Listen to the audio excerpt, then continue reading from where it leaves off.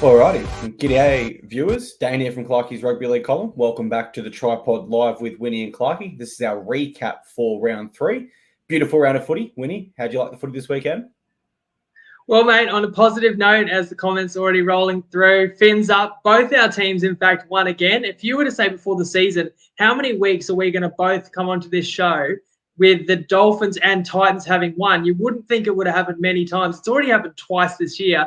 And so I was really getting ready to really celebrate a great round of footy with you, but a sour note because we didn't make profit on our best bets. It all turned in 4 sickening minutes in that Bulldogs-Tigers game.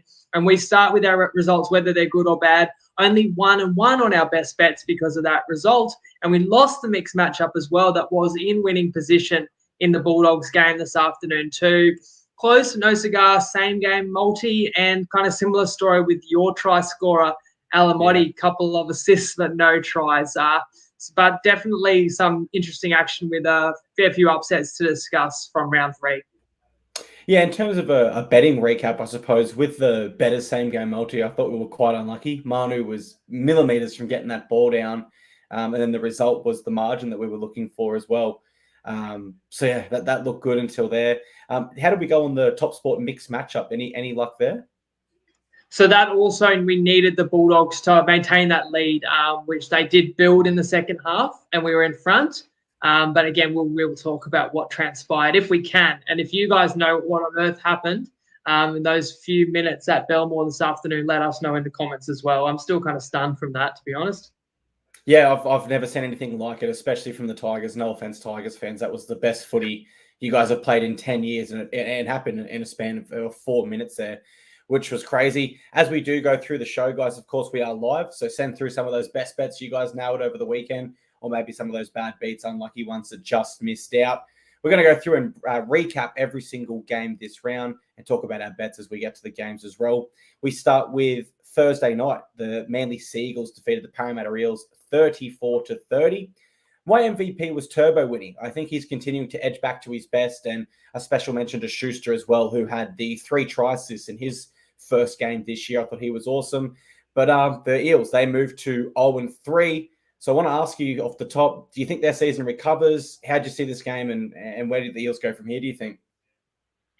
So let's start there with that question because I brought this up in our group, so I won't rehash kind of everything. But I think you can trace it all back to the Ryan Madison decision to allow him to take the fine, not play in the first 3 rounds of the season. Parramatta has lost 3 straight games by exactly 4 points. 1 try, 1 play in it.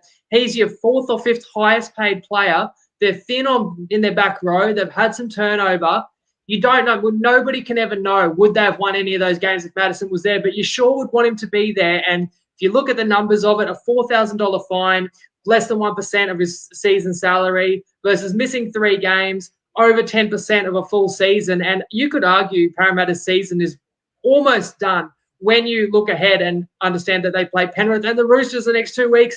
Both teams off a bye. But I said all that on Wednesday. So if anyone can explain like what went into that, I'd love to hear it because it was a diabolical decision and it's really hurt the Eels. In terms of this match, I mean, similar to their previous 2, you can say they're unfortunate. It could have gone either way. It was certainly highly entertaining clash we got on Thursday night. I thought early, don't know about you, mate, but half hour in, I thought the Eels were going to get pumped. I thought they weren't ready for this one. I thought Manly just looked sharp and it was 12-0 and Manly was steamrolling them. Gutho's try kind of turned the game, and then you could sense that Parramatta, not only they knew they were in it, they knew they had to have it. They did try and fight back in the second half, but ultimately Manly was a bit too much to handle. You know, Schuster, his debut in there, as you say, Tommy Turbo looks more like the Turbo of old, which means Manly looked great again. And then the killer blow in this game was after a Hodgson try did cut the score to, I think it was 28-26. Hopgood, who's had a great start to the year, 1 too many offloads. His offload is intercepted. Olakuatu seals the deal. And, actually, Eels did score again after that. And so that wasn't enough to get them back in the game, the late try, because they were down 8. Or no, they were down 10. Sorry, they were down 8. And I only bring that up because a sideline conversion from Moses decided whether or not you covered the line, which is 2.5. And that one went wide, unfortunate for Eels backers. I will say for Ryan Madison, I haven't been too hard on him. That's because I've heard he runs a non-for-profit charity and puts a lot of his salary into that. And I can kind of respect where he was coming from at first, where, the NRL are just handing out these fines and offering suspensions because they know we won't accept them. And it's just a cash grab. But then it kind of went downhill when he changed his mind anyway. So, at first he was standing up for something. Now it's clear it was the wrong decision. And I do agree that although Hopgood has been superb, he's not really a elite player. He's not really a ball playing forward between the halves and the backs. And I do think that is missing from the Eels. I agree up until the 30th minute, it looked like it was Manly's game. But from there, I thought it was a real seesawing contest where, even as you touched on, it looked like Manly scored that try. All right, they've put this one to bed. And then the Eels score in the 77th minute. And you're like, okay, is this one it really in bed? What's going on here? Despite the 30 points, I've got to be honest, I thought the Eels' attack was quite poor. There was a lot of short side plays, not much open side nounce, and it just looked a little bit unpolished out there, if you like. But in the end, really, all it was that lost them the game was the converted tries, as you touched on, the converted kicks off, sorry. And it's the man that was taking those kicks that probably has to wear a bit of criticism here, Mitchell Moses. With his next contract, he is looking to become one of the highest paid players in the competition. And in this game, it's not that we're here to play a bash or anything of that nature at all, but I just think that he had a few moments he could have stood up. And unfortunately for the Eels in this case, he didn't do it. So they lose another close one. With that being said, I thought they were dead set robbed a try in the 64th minute. That pass from Clinton Gutherson, the ruling, as far as I understand it, is backwards out of the hands, which the pass did go. Gutherson was traveling backwards at time, so I can see why it looked like a forward pass. So maybe Eels fans feel a little bit unlucky there. But look, at the end of the day, it's 3 games now for the Eels. It's 3 really close losses for the Eels. It doesn't matter. We don't get to the end of the season and go, they just missed the 8, but they were so close in their first 3. We only remember the losses, which is what's unfortunate for the Eels. And it doesn't get any easier with the Penrith Panthers this Thursday. So you got to feel for the Eels. That's a really, really tough opening draw. We moved to Friday night, the 6 p.m. game. It was the Knights and the Dolphins.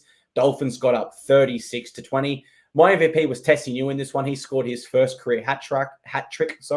And I thought the hammer was pretty awesome at the back. Also, he scored in all 3 Dolphins games. But the Dolphins are your team. They moved to 3-0. I'm sure everyone wants to hear. How did you see this one? Well, get your fins up if you're stiff for the cliff.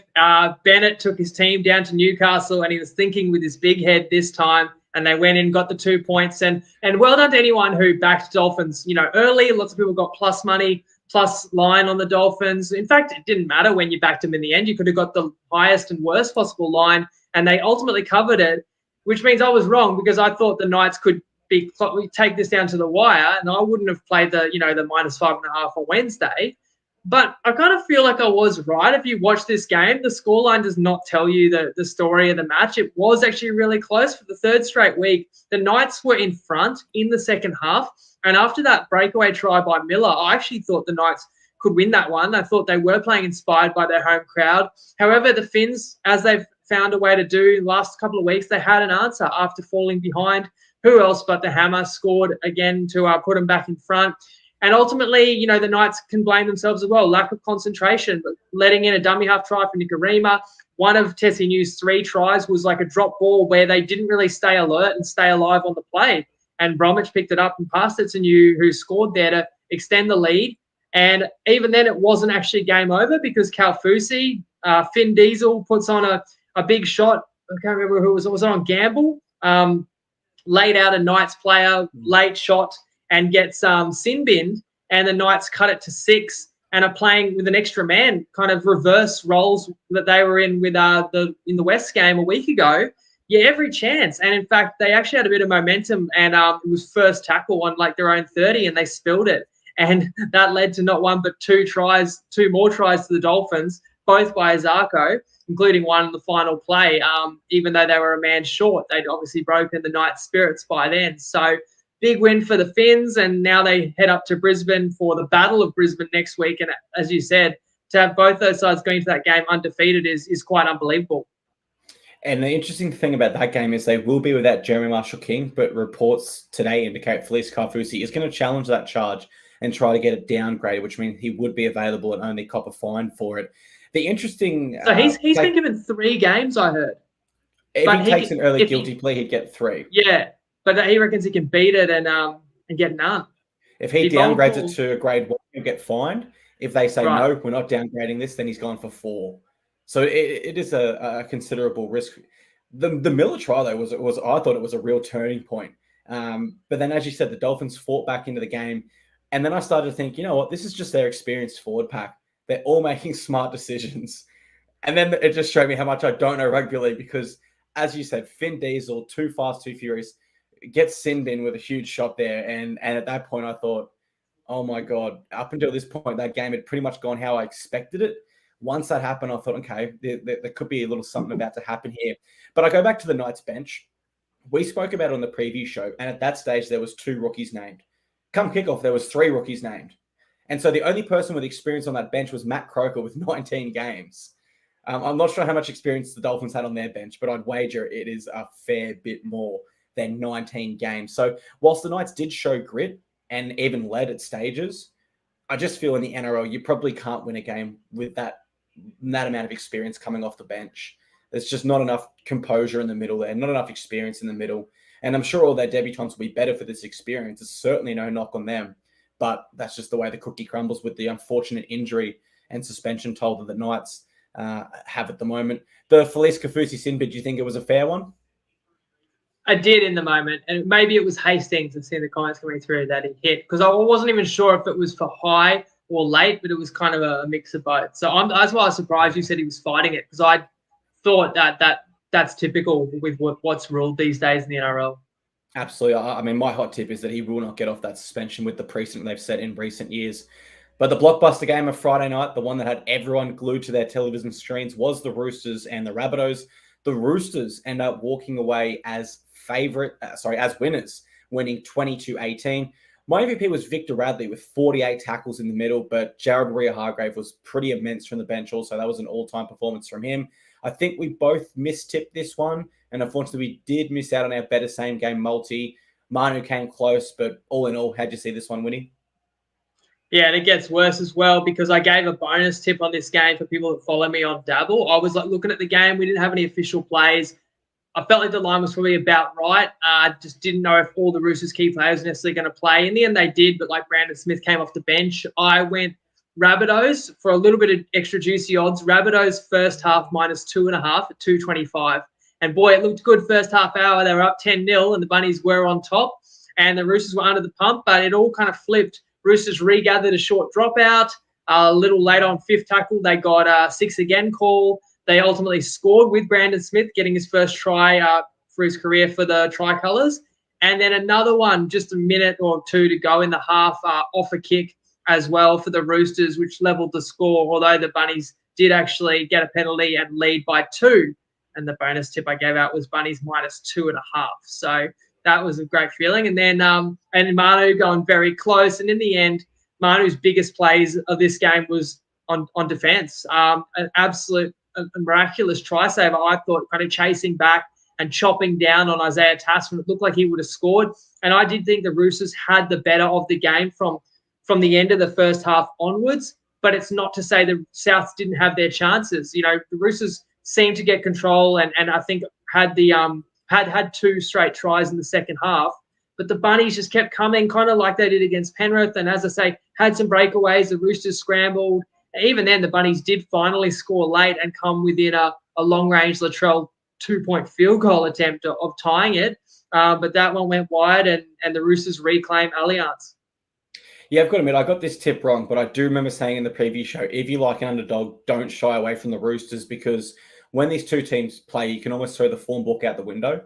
And really, that's what happened. You look at where both these sides were at after 2 rounds. The Bunnies seemed to be traveling a lot better, but the Roosters were, in the end, the much better side. After that first 20, though, the stats that I've got here, the Roosters had already missed 13 tackles, and they had 100 less post-contact meters. That's a whole field of contact meters post-contact, and they really were losing the middle battle. But the people I was watching the game with here at home, I said, if I'm Roosters, I'm not freaking out yet because I know they've still got Smith and Waerea-Hargraves to come from the bench, and I feel like that can really tidy up the middle and start to win it for them. In the end, it did. And not only did that have an impact, Rabbitohs also lost Hame Sele, and then they also lost Shakai Mitchell. losing 2 middles is never optimal, especially when you got Warrior Hargraves running rampant in the middle. And I think you couple that together and you could really feel the momentum shift. Even watching on the television, you could really feel that momentum shift. Certainly it looked like the Bunnies felt it as well, because discipline, composure, it did go out the window for a fair bit of this game. And I almost feel when that happens, the Bunnies don't have the correct spine players to bring a game back on track. And I feel like that could be a bit too harsh of an insult given how close the end result was. But it seemed like at some stages, Cody Walker was more interested in push and shoves than making the intelligent play. And, you have to look at that game as an opposition player. I think if we can get Cody Walker, Latrell more interested in the niggle than the game, maybe there's an opportunity to upset the Bunnies like the Roosters did in this one. One takeaway I do have was in the 60th minute mark. I thought Joseph Manu stopped in the line. And although Cody Walker completely milked that for all it was worth, the rules do state you can't stop in the line. So maybe Bunnies fans do feel a little bit unlucky there. But we move to Super Saturday and possibly the game of the round. Dare I say it, the game of the round. My Titans, we defeat the Melbourne Storm 38-34. Just a crazy high-scoring game. A lot of errors, but very entertaining. AJ Brimson was my MVP. I think you and I were talking offline after we recorded on the Wednesday, and we were saying how good AJ is. And he was just everywhere despite the 40-degree heat, which I thought was miraculous. I mean, I tipped it. The Titans flexed their premiership muscle. I'm hearing our odds have been crunched into $1.01 for the top 4. What have you got on that, Winnie? Your boys, they got up. I thought what was funny, something else we discussed on Wednesday night was 2017, that result where coincidentally the Titans beat the Storm 38-36. How funny. Yeah. We almost got the identical scoreline and we did get the same result. Now, again, 6 years ago, it was a much bigger upset. That Storm side won the competition. They were the best in the NRL by far. And what was crazy was their defense was so good 6 years ago. They were conceding like under 10 a game, and then they gave up 38 to the Titans. And that's the point. This Melbourne Storm side of 2023 is a far cry from, Melbourne sides that we're used to. But as for your boys, well, they got the perfect start, Clarkey. We didn't mention, I think, Jackson Paulo getting a double against his old club. They were the 2 tries for the Roosters that got them in front the second up against the Bunnies. And how about this Khan Pereira? He had a double as well for your team, and he's electric. He's Quicksilver. He scored when he had no right to get the Titans in front, but it was back and forth after that, try for try. Again, not much defense, which is not Melbourne-like, but they did lead 4 tries to 3 at half-time. Both sides had errors, and errors continues to be the story of the game for the Melbourne Storm, and that's why you'd love to be a fly on the wall in the Storm locker room, because bellyache would have had to be filthy once again. And you talk about errors, literally the Storm spilled the ball, maybe attempting to offload on their own 10-metre line, first set of the second half, and handed a try. Who was it that scored that one? I can't recall which Titan. I know there was 2 particular moments where that happened. Yeah, the Titans just picked it up and scored there, and that was actually the second of 3 straight Titans tries, because the Storm dropped the ball in about a minute to go in the first half. That allowed the Titans to score. I think Kelly scoring right at the end of the first half. Then they get this one right at the beginning of the second half, and then scored again and had that lead beyond a converted try. And the Storm could never quite get back on top in this one, and the Titans clung on for dear life and got a well-deserved win in front of their home fans in their home opener this year. Yeah, I thought it was a really nice, touching win. It's the Fa'a Suamala Awi brothers. They're the first brothers to ever play together at the Titans, and I thought that was a really nice moment. Khan Pereira, certainly electric, and you can kind of see why the Titans did elect to move Greg Marzu on, knowing we had him in the ranks. Probably the most telling comments all week that you'll hear is Craig Bellamy saying in the post-game press conference, his side looks like they don't care. I really don't think there's a worse insult you could cop as a player when your coach says it doesn't look like you care about the jersey. It would be a tough one. I'll be honest, very proud, but also disappointed we'd leaked so many points. Every time in the game, I'd be up and happy. I'd be down and upset because it was such a back and forth contest. Despite the difficult conditions, I do think the Titans' defense and fitness let them down a little bit. Maybe that's me being biased, because you could certainly make that same argument if you're a Melbourne Storm fan. The strangest moment of the round, Kieran Foran sitting 25 minutes out. Justin Holbrook confirmed post-game that was a tactical decision. There was no injury there. I mean, Foran's our most experienced, best playmaker. You would not really see the Panthers ever rest Cleary for 25 minutes against the Melbourne Storm. I don't think. As you touched on, the drop balls by the Melbourne Storm, not just drop balls, but drop balls that quite literally directly led to Titans tries. They picked it up and scored. You drop the ball. The first thing you have to be thinking is, I've got to, regather this to cause a stoppage in play. But the Titans were quicker to the ball than them. It's not so far-fetched to say if the Melbourne Storm have better ball control, they don't lose this game. Because the 63% completion rate they had is the lowest I've ever seen for the Melbourne Storm. I don't think I can think of a game where they've had lower. Ultimately, it's one of those games where both sides aren't fully happy at full time because there's so much that needs to be worked on. But the fact that we're the team walking away with the chocolates, there's a big positive there. And as a Titans fan, you've got to be pretty happy there. But speaking of happy Titans fans, if we've got the clip ready, Winnie, let's go to our show sponsor, Top Sport. You can sign up to Top Sport using our code TPLive. And if you do decide to sign up, please make sure you let the TryPod Facebook page know. But without further ado, let's hear from the CEO of Top Sport, Tristan. G'day punters, it's Tristan here from Top Sport, and a fascinating round we've just seen. There was a few upsets, some big upsets. The Warriors obviously beating the Cowboys, which was also our biggest win of the weekend. The Titans getting the result against the Storm, which was a nice one for Top Sport HQ.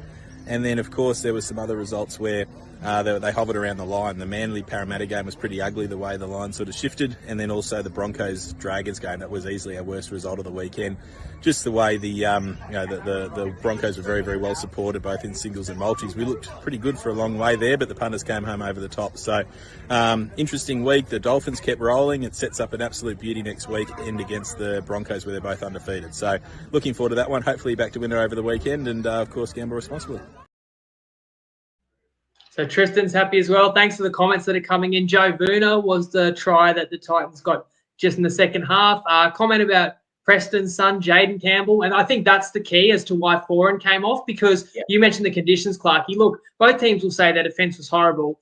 I give him a slight pass, not a full pass, but it looked so humid and looked like horrendous heat out there. And obviously players were falling off tackles and they were gassed. And I think Holbrook just thought, I got to get Campbell into this game. So he shifted AJ into the halves and just took Foran off. Foran did have an error or two in him, and Foran's not suited to like an open, kind of run and gun, like track meet style game. And it allowed him to come back on fresh. So maybe that was the decision making. And if you're clutching at straws for positives for the Storm, there's obviously still got a couple of key players to come back. But Jonah Pezzett on debut actually had some nice moments, including scoring the Storm's opening try. Jonah Pezzett had some nice touches. Joe Vuna, his first game back from an ACL, he gets to score a try. And, I certainly think if there was a game where you could make an exception for having Foran off, that was the game, just because of those extreme weather conditions. But that was the case for this next game as well, where the Warriors upset the North Queensland Cowboys at home 26-12. My MVP was Sean Johnson. He looked in vintage form, just all over the park. And shout out to both rookie fullbacks, Tuapiki and Chester. I thought they were electric and right in the game as well. Winnie, I hate to say I told you so, but I did tick this one and I'm really proud of myself. How'd you see this one?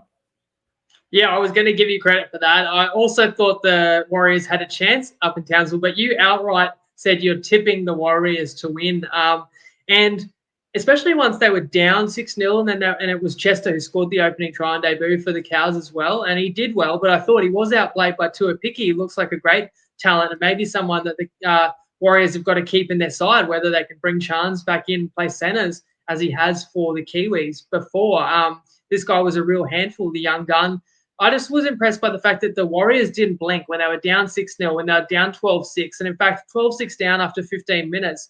As you see from the scoreboard, they didn't concede again. They just got in control in this one, and they had better finishes to their sets. And Johnson had a hand in steering them around the park and controlling everything that the Warriors did. And from a Cowboys perspective, because you do have to question kind of what's wrong with them. How did they let this happen? You go back to an awesome start the first 35 minutes of their season where they look like they're going to blow away the Raiders. They don't. They nearly lost. And then they lost last week down in Brisbane, and they lose this one by double digits when they were a double-digit favourite. And for me, I'm looking at when a team is down and when kind of the tide is against them and the opponent is playing well, not giving them much and completing at a high percentage and defending well. you need a star to break open a game. And I was kind of looking at the Cowboys, and this is why I didn't, want to bet on them this weekend. We hopefully steered you guys away from, throwing in Cowboys as a sure thing because we said it wasn't. But, like, who's the star that's going to break the game open for the Cowboys? Like, you're thinking it's going to be Taumalolo. He's always really good. But I watch him play, like, and I don't think he's, like, out-and-out best forward in the comp like he used to be. I'm going, who else is there? Drinkwater, they miss him. You got Chad Townsend, but he's not like a match winner. Like, I know he kicked a winning field goal a couple weeks ago, but not like a guy that makes a play that kind of, like, changes a game. He just takes the game by the scruff of the neck. Dearden can be maybe, but he wasn't on Saturday. Another guy who I think plays well when it's off momentum. Robson is a good hooker again, plays well when the team's playing well. Is Valentine Holmes that superstar? He's out wide. He didn't really get to do much. I was looking at, is someone like Nanai going to break this game open? And ultimately, nobody on the Cowboys did. So it does actually make you question, ultimately, the ceiling of this team. Yeah, absolutely. And I know what you say there when you say that, yeah, Chad Townsend kicked the field goal, but he's not a game breaker. I took a couple of names while you were talking. Fafita, Sully, To'o, Latrell, Manu, etc. These are players that are going to break the game open. And for the Cowboys, it really only does leave Jeremiah Nanai when you look 1-17 at the moment. And I saw an article on Zero Tackle today where his offensive stats are 50%, less than 50% of what they were last year. So he certainly had a bit of a quiet start to the round. All things considered, I thought the Cowboys had a great start, which we kind of expected they would do at home, being more used to the weather conditions, I suppose. But despite the great start from Cowboys, the Warriors' effort was still there. And that's why, even though I tipped them, I didn't get too nervous. And to the Cowboys' credit, their goal line defense was really good. I mean, the scoreline doesn't really show that, but efficiency percentage-wise, they did defend better than the Warriors. Obviously, the scoreline doesn't show that, but if we want to look at it just purely the stats, there is a positive there for the Cowboys. In the end, though, the Warriors had 61% territory, and they were tackled 34 times in the Cowboys' 20. And so eventually, you just have to get through. You can be the Panthers of 2020 and 2021 and 22. If you're getting tackled that many times, that's like 6 sets of 6. You're going to score eventually, right? And the difference was Sean Johnson. He was lively. He was on the ball. He was off the ball. He was creating opportunities for those around him. And with his running game there, he really attracted defenders, tied them in, made them think, hey, look at me, I might run here. And that opened up the space for those around him and created a lot of the Warriors' opportunities. And a great stat here for the Warriors. This was their first win in Australia since round 8 last year. Thoroughly deserved. I'm stoked to have picked it. But looking back at the odds, do you think if they haven't won since round 8 last year, I think they closed like $3.50. I think they should have been a bit more if they've not won here for almost 365 days. You know what's crazier? They haven't won in Australia, like you said, for nearly a calendar year. And they were based in Australia until round 18 last year. So, look, that's the thing. And there was a comment before about Andrew Webster. Like, this is a different team. They look to really have bought in. And you mentioned Johnson was great, but other playmakers too. Wade Egan was really strong. And Dylan Walker off the bench too in his role, whether you're calling him a 5'8" or kind of like a running lock. And another thing that impressed me about the Warriors, which is not typical of recent years, was their patience. I think you said it there. They had a lot of territory, but usually you can hold the Warriors out for a set and then they'll do something silly. They'll give you something cheap or they'll throw it over the sideline. But I felt like they just stayed calm and in control, and they did ultimately wear down the Cowboys and break through for a well-deserved win. And I think that composure comes from Sean Johnson, not being erratic, not overplaying his hand, but just slotting in perfectly. As you said, he still had the rest of the spine to play. Tamati Martin had 2 try assists, so it wasn't if he was overplaying his hand. I thought he played his hand perfectly. A team that played their hand perfectly for us in terms of our best bets was the Brisbane Broncos. They defeated the Dragons, and I still can't quite believe this. 40-18, somehow. My MVP was Payne Haas. He did not miss a single tackle this game, and he had around 250 meters in just 59 meters and 2 key line break assists. This was our first best bet for the round, Winnie. It cashed. And your thoughts on this game, please? It's another one where the score does not tell you the full story of the match because it was 18-all with just 10 minutes to go. And before that, it was 16-6 to the Dragons right before halftime, before the Dragons made an error that actually allowed Adam Reynolds to have a shot for a 2-point field goal and cut the deficit to 8 at halftime. And I never felt the Broncos were out of it, But when you're trailing, and as for our best bet was minus 11.5, like we need them to win by double digits. That feels further and further away. But mind you, one of the reasons I took the Broncos was knowing the talent they've got. They have the ability to break a game open. And they ultimately did, kind of similarly to the Cowboys game where they're behind and then they just ran a blitz of tries. Well, it was the same thing, but they left it late. In fact, once you're getting inside the final 10 minutes and it was 18-all, I was nearly resigned to us going to lose this best bet because, teams at that point aren't necessarily looking to score tries. They may just be trying to set up for a field goal. And I feel like Reynolds was willing to be aggressive in an attacking set that the Broncos got and spread it wide. And Brisbane did actually have some joy and get in front by 6 points. And that try with about 9 minutes to go was one of 4 that Brisbane scored in the final 10 to totally blow out the Dragons in the end and make the best bet win look comfortable when it wasn't for the first hour and a bit. Yeah, interesting about this one is at first I had a note saying it was a game of 2 halves, but then I thought about it. It was a game of 70 minutes and 10 minutes because it was just really crazy what we saw. Off the top, I do need to apologise. I put out a tip last week for Broncos minus 5.5, Cobbo anytime in 13 plus. Broncos went into the break down. So unfortunately that multi didn't cash. Hopefully they had some insurance because it was a 3+ legger. But yeah, I agree. The scoreline here flatters the Broncos. But I don't want to say that in a negative term because their last 10 minutes was absolutely explosive. And it does really put the competition on a notice. We saw a team today really slack off at one stage in the second half.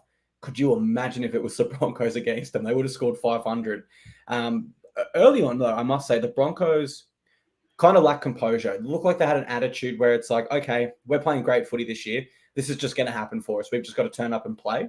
And it was only really when they stripped that back and they began to play more composed off the back of Adam Reynolds' kicking game, who I do believe is one of the best kickers in general play there. Short kicks, long kicks, 2-point field goals, you name it. He's got the golden boot. And I feel like his kicking game really calmed the Broncos down, allowed them to regain their composure. And that's what put them in a position to run away. And as I've got here, scored 22 points in the final 10 minutes. I'd like to be a fly on the wall in the Dragons review session because what do you really say?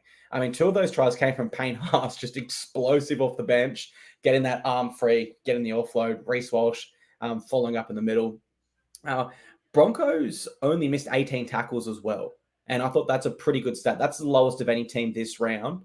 They were under some pressure from the Dragons in the first half. So to miss the least tackles of any team this round was also impressive for the Broncos.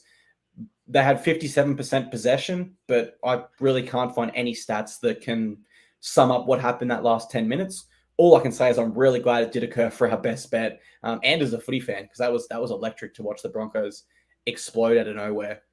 But just in response to that as well, looking at the Dragons, I think, look, you're going to be disappointed to let in all those tries, but it didn't really matter. Like they threw their best punch. They got close. And once the Broncos had kind of scored a couple of tries, they knew they weren't going to win. Obviously the energy just was sapped out of them, and then it led to a couple more. What difference does it really make if they lose by 10 or 16 or 22 in the end? But you mentioned Reynolds' golden boot. The funny thing is the Broncos get in front by 6, and now you're going, all right, we've got 7 minutes here to get one more try and actually still win this best bet. And the Broncos do get a try, and it wasn't that far out wide, and Reynolds missed the kick. Yeah. And I thought, you've got to be kidding me. Now they're going to win by 10, and our best bet's minus, I can't remember if it was 10.5 or 11.5, but basically the same difference. We're going to lose on a Reynolds missed conversion. Well, I didn't need to worry because they scored 2 more converted tries after that. So he wasn't perfect with the boot, but he was pretty damn good. And I think that there was a comment about the Dragons bench as well. Yeah, I think the Dragons come up and ripped in. But to respond to what you said about Brisbane, I totally agree. They look to be the real deal. If they're all healthy, at the end of the year, I know it's so early, but they look like a team that gives the competition a shake. And we've been on this because we have actually backed Brisbane as a best bet all 3 rounds successfully. So at least that's been positive for us. Early prediction for next round? You like them over the Dolphins? Don't want to give too much away. But no, let's not give anything away. Let's try and draw people in. They got to come back on Wednesday night for our preview of that one. All righty, guys. We'll see you then. And the Dragons bench, Jacob Liddell in particular, someone that needs a big wrap. Obviously, at the Tigers, it wasn't going to work out with Simpkin and Apsai Chorus out there. Went to a new club. He's playing some great footy there. This afternoon, the Bulldogs defeated the Tigers 26-22. My MVP was Matt Burton. I thought he created a lot of opportunities, had a great running game today. We had a best bet on this one, Winnie. I still am a little lost for words as to how we lost it. I know we spoke about it briefly at the top of the show, but, I mean, your thoughts on the game overall?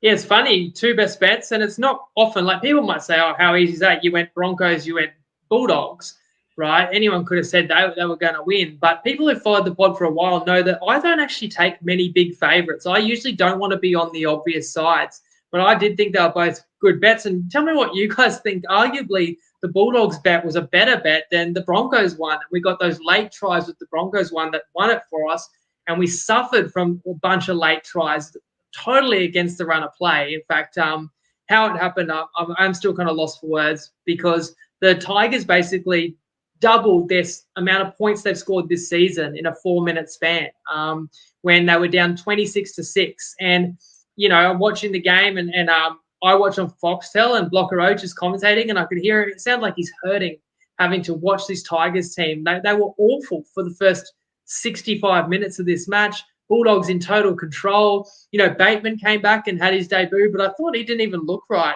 He had a near moment of brilliance, but I don't know, he didn't look like the same John Bateman to me. It made me wonder, like, something has happened since he's flown over here. Don't know. And I won't speculate any further. I don't want to get sued. But look, it was an open first half. You know, we always say it's really lucky to score a try off an intercept, but both teams, in fact, scored tries off intercepts. The Bulldogs scored another try off a kick return, full length of the field try. Unfortunately, again, you tipped Alamotti to score. Both times he broke away, but he did the right team play and he gave it to the faster man outside him in the Fox. Now, I've got a little story to tell. Second half, you know, they're up. It must have been 20-6. So we were already covering the line, which is 9.5. But I wanted that extra Bulldogs try. I thought that would really crack the Tigers open. And they got it. Burton goes through, the man you gave man of the match. Mind you, I don't know why he wasn't kicking goals today. There was some whispers through the week that he might have had a niggle. But anyway, you couldn't really tell other than not kicking goals. He had a great game, and he put up some bombs into orbit today down there at Belmore, which thrilled the crowd. So it's 26-6. Like, we're winning comfortably. At that point, we're in front for the mixed matchup. My Foxtel remote starts playing up, so I had to do this annoying thing where I had to reset it. And I wanted to also share a tip. People ask me, how on earth do you watch so much sport? Because not only do I watch every minute of every NRL game, I'm a big fan of, you know, other sports. I gave a tip just on Wednesday, the MVP of the NBA, and I don't want to early crow, but it was $3.25 when I tipped you guys Wednesday night. He's already into $1.45. I love that sport too. And how I do it, one of the things I do is I don't watch everything live, and I use my remote to kind of fast forward the breaks. So this Dogs-Tigers game they were talking about, there was going to be a 20-minute halftime break. So I went off and did something for an hour and missed the whole break, just fast forward through the breaks. So anyway, Burton scores. Next thing, my Foxtel's playing up, and it just skips ahead to live, and it's 26-22. And I'm like, no, like, how? That's not possible. And then finally I'm able to kind of rewind the thing and watch, and I still couldn't understand what I saw before my eyes. 3 tries, 3 minutes, 3 sets. You know, that is crazy in any game, in any context, but let alone for the double-digit underdog to be doing it out of nowhere when the only try they had prior to that was an intercept try. And you know what, Tigers, you can have your cheap backdoor tries so that you can feel a bit better about yourselves. You could have just scored 1 less and we would have still covered the line, but you had to somehow come up with 16 points in the blink of an eye. And even then, the Doggies actually got back on the Tigers line and appeared to have scored right next to the post, and we still could have won, but the bunker denied us too. So, look, I'm hurting. I feel like most of our best bets this year, you felt pretty good about them in the run, and including this one. But they're just not all going to go your way. I just hope we can get a couple of teams to score 18 points in a flash when we need them as well. Yeah, absolutely. But I look at this and I think with the Bulldogs, so they beat the Melbourne Storm in Melbourne last week better than they beat the Tigers in Belmore. And it just really shows the unpredictability of the NRL and how you can come in with all the stats and the game plans as you want, but sometimes it's just not meant to be. On John Bateman, I have him with the 3rd lowest meters of all Tigers starting players. So I definitely agree. At his best, he is a much better player than that. And Paul Alamotti, I thought I thought he played really well. Unlucky not to get the try. He had 2 key line breaks, where, of course, when you've got the Fox outside you, you're going to pass. Why would you, take that risk? And so, yeah, he was great, but unfortunately, guys, sorry, no luck there either. I think Tigers fans will look at that scoreline, and I think they'll be happy. And I think they will genuinely think, oh, there's some improvement in this team. But I hate to burst the bubble, but outside of that 4 minutes, which were just freaky, and really, you can't really apply that consistently in the NRL, as we've seen over the past 100 years. It doesn't happen very often. I thought they were really, really poor again in this game. Really poor. So many times getting tackled on the fifth tackle, or just the worst option for the kick there, not finishing their sets on a high. A lot of errors and low completions, a lot of silly missed tackles. As Joey said, I was actually watching this one on Channel 9. He said they're not getting the fundamentals right, such as passing. And I mean, I don't know how much more you can expand on that. If you're not passing well, obviously you're not going to play a great game of footy. For the Doggies, outside of that 4 minutes, I guess you're very happy. And it's a weird one for both sides, because I think you kind of look at this game and it's a glass half full or glass half empty sort of scenario. Are you really happy in the Bulldogs that you got the win, or you're really angry at the 4 minutes? And for the Tigers, vice versa, regarding that really, really strange 4 minutes where 3 tries were scored back to back to back. Final game of the round. This one wrapped up shortly before we went live. The Raiders get their first win of the season. They defeat the Cronulla Sharks 24-20. My MVP was Big Red, Corey Horsburgh. He had the double from the bench. Great effort by him. Another game I don't think we saw coming. I think we both tipped the Sharkies in this one. But what did you think of the Raiders' first win this year?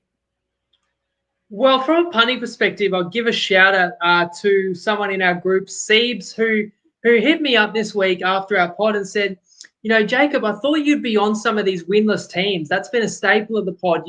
Round 3, it's season on the line nearly, because nobody wants to go, 0-3.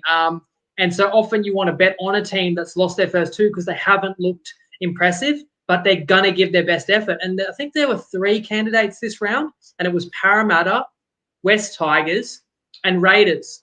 And look, if you backed all 3 of them with the line, you won 2 out of 3. And as we said before, Parramatta is a conversion away. So you probably were on the right track. And my response on Wednesday was, I certainly looked at all those teams, but I just couldn't find enough other kind of supporting reasons to get behind in these sides. I went the other way. I liked the Bulldogs. So I thought the Tigers were in disarray. And again, but I don't want to make an excuse. Like the Dogs weren't good enough. Going back to that game, you let in 1 try, it's going to happen because the other team's throwing caution to the wind. But that should be a wake-up call. To let in, clean line breaks after that was really feeble. So back to the drawing board a little bit for Ciraldo, but plenty to work on. Into this game, the desperation was the difference, I thought, for the Raiders.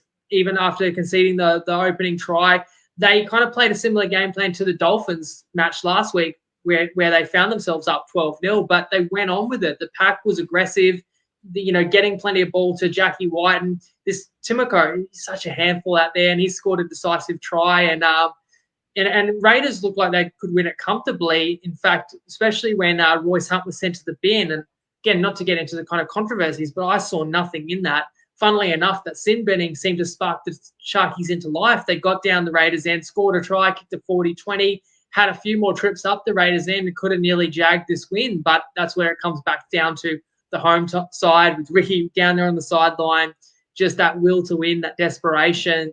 They were able to keep turning the Sharks away, and it's such an important one because it's such a different kind of mentality to be 1-2 at this point in the season rather than 0-3. Certainly the desperation was there for the Raiders. And on Matt Timoko, I kind of feel sorry for Jared Croker because it looks like he's going to fall just short of 300 NRL games because you can't leave Timoko out of this side with how he's playing. For the Sharks, I think they'll look back on this game and see a lot of missed opportunity.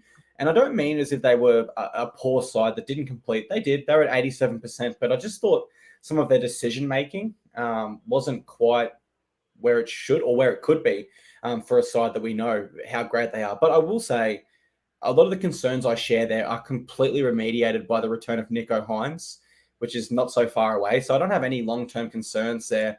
And in actual fact, it should really benefit them getting some more games under Braden Trindle's belt, who looks a really, really great player as well.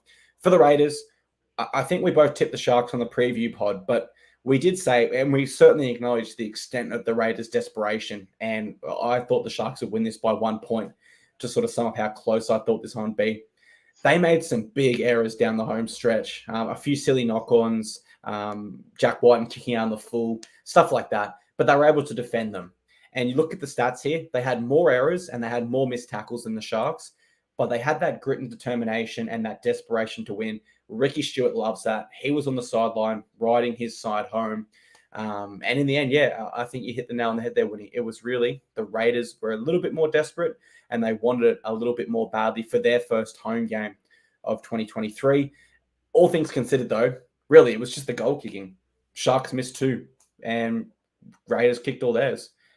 Well, one of them was missed by Talakai because Trindle had a niggle and they let Talakai kick it. It wasn't a tough kick. Yeah, and then I always worried when they're so big and strong, like where they can control it. He blasted it 5 meters wide. And hey, the Sharks would have been within 2 late if Trindle had taken that kick, and then it opens up different opportunities, like even a 2-point conversion. So you're right there about kicking. I just didn't want to forget as well, Clarkie, we can give away our first jersey of the year right now because last week you put a post up on Facebook. You asked people to comment their team and someone's going to win a jersey.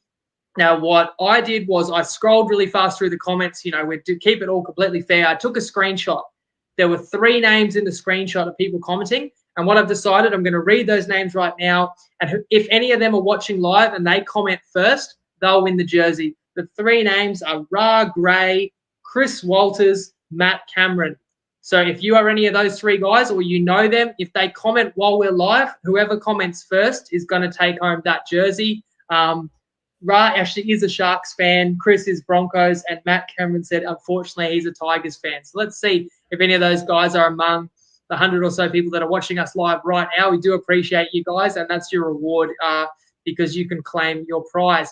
I've also got a couple of shout-outs, Clarkie, for the round before we get out of here. If you guys do follow on Dabble, BJ Willie, 1003, hit a 90-1 anytime try scorer multi, and that's just a week after at NRL Stats, man. I meant to give him a shout-out 7 days ago. He hit 150-1 milestone try scorer multi in round 2. So if you do follow the pod on Dabble, those guys are guys you automatically follow with the TryPod code. So give a little shout out to the work those guys are doing. They're finding some magnificent payouts really early in the season, which gives you a nice buffer and some extra money to play with throughout the year. Great stuff. I'm just looking in the comments now. I can't see any of the 3 names that have popped up just yet. We'll see if any of them comment on the thread during the as soon as they do see this, or if not, if it goes unclaimed, we'll find someone else we can give it to. Absolutely. Great and stuff. Plenty more to give away through the year. Absolutely. Yeah, we've got plenty more. That'll be on the TryPod Facebook page and also the Clarkies Rugby League Instagram and Facebook page. That wraps up our recap of round 3, guys. Of course, thank you very much for being here for our recap. And of course, we'll be back 7:30 p.m. Australian Eastern Daylight Time this Wednesday to preview round 4. Blockbuster games this round. Dolphins, Broncos for the first ever time. And all sorts of amazing games we can't wait to dig into, guys. Thank you very much for being here. And we'll see you on Wednesday. Thank you very much.